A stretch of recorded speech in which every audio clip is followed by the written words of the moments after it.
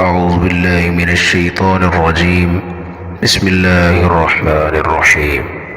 إن في خلق السماوات والأرض واختلاف الليل والنهار والفلك التي تجري في البحر بما ينفع الناس وما أنزل الله من السماء من ماء فأحيا به الأرض بعد موتها وبث فيها من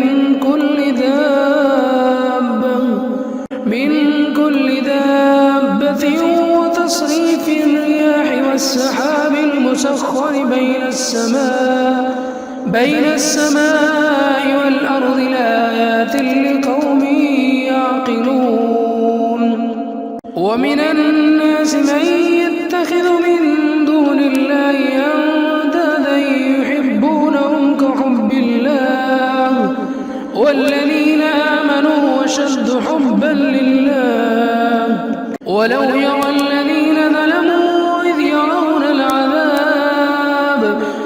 يرون العذاب أن القوة لله جميعا وأن الله شديد العذاب إذ تبرأ الذين اتبعوا من الذين اتبعوا ورأوا العذاب وتقطعت بهم الأسباب.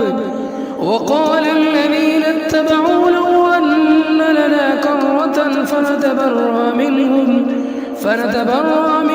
كما تبرأوا منا كذلك يريهم الله أعمالهم حسرات عليهم وما هم